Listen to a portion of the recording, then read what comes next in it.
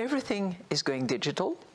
People are clearly expressing a preference for it, and there is no reason why we, as a central bank, should not be exploring also the reason why digital cash can be of good use. And as my colleague and friend Francois calls it, he says it's cash plus, because it is digital.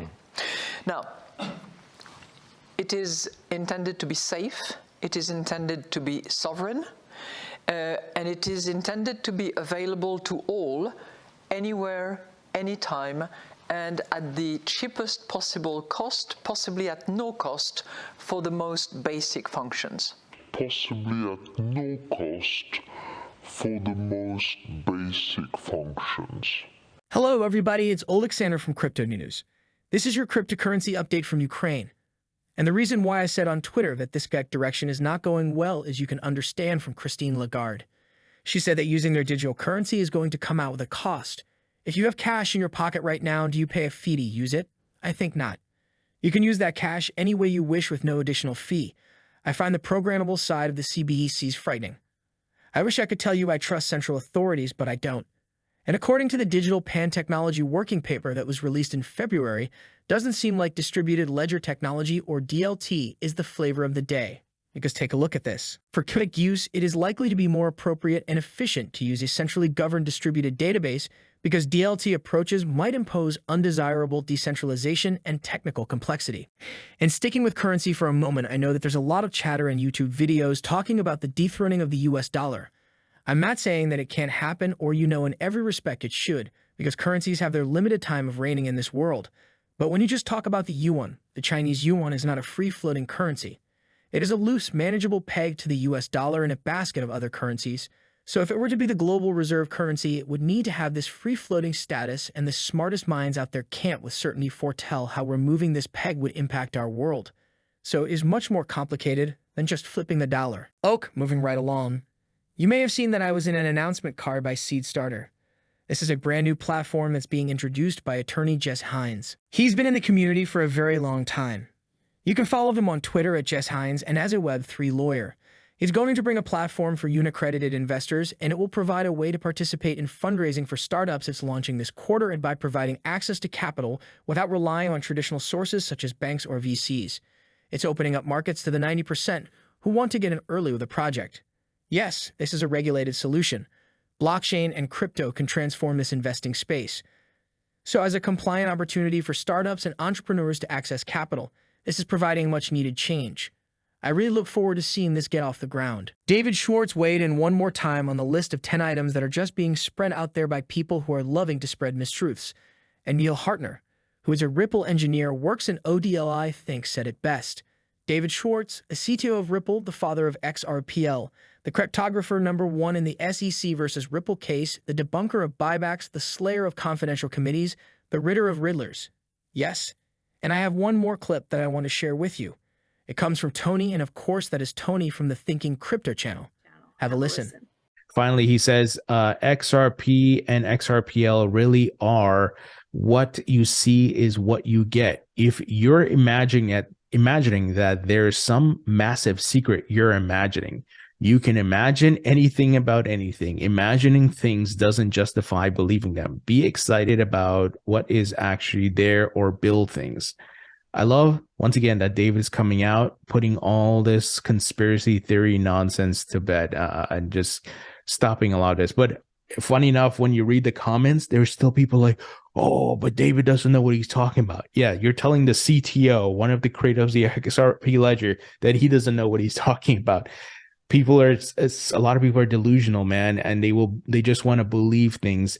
Maybe it makes them feel better, gives them hope, I guess, right? But they cross a line where it's just they get into outlandish, unreasonable things. But much respect to David for doing this. And if you ever want to see David Schwartz live, go to Austin TX April 27th. And especially if you are of a creative mind or a developer, because there is going to be what's called the XRPL zone. This will be a zone that is intended to unramp and launch and accelerate new ideas on the XRP ledger. And I don't think there's going to be much working, because happy hour there starts at 3 o'clock p.m. No doubt they'll give a great presentation, and it'll be a very fun social event. So, Chair Gary Gensler, longtime Democratic regulator, he worked with both the Obama and now the Biden administrations, was thought to be a crypto supporter. Or let's put it this way, crypto folks loved to write headlines that made it appear that Gary was a crypto supporter. And because he was sort of a live and let live, something like that. Yeah, but there was also some stuff that he was saying about the role of regulators to be supportive of innovation.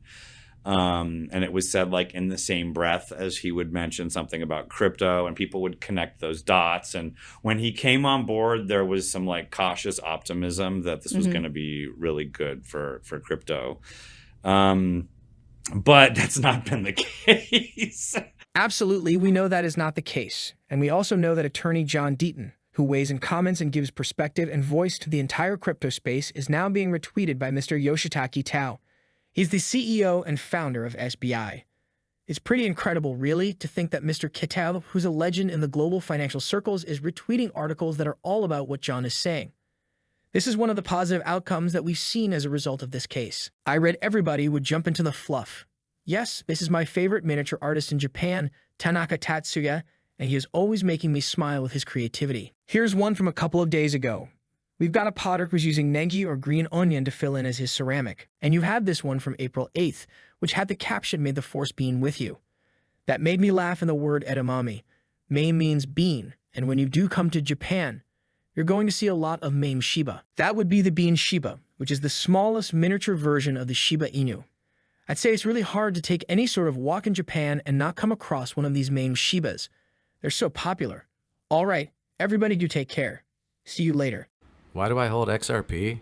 Because Ripple's the chosen one to lead the new global digital payment system, and they use XRP.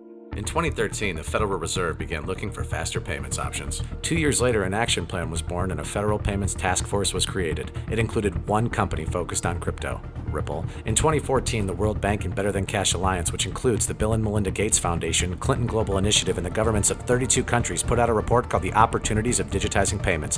1 year later, the Better Than Cash Alliance featured one crypto company on their website, Ripple. Today, Better Than Cash Alliance and all other UN initiatives are focused on a single agenda, the Sustainable Development Goals for 2030. You can see the SDGs logo on Bill Gates' lapel, world-leading companies, the Better Than Cash Alliance website, and on the UN's official exchange, Exchange. What crypto is Exchange officially utilizing for their carbon credit solution? XRP. The world will move to a new international standard for exchanging electronic messages between financial institutions by 2025 called ISO 20022.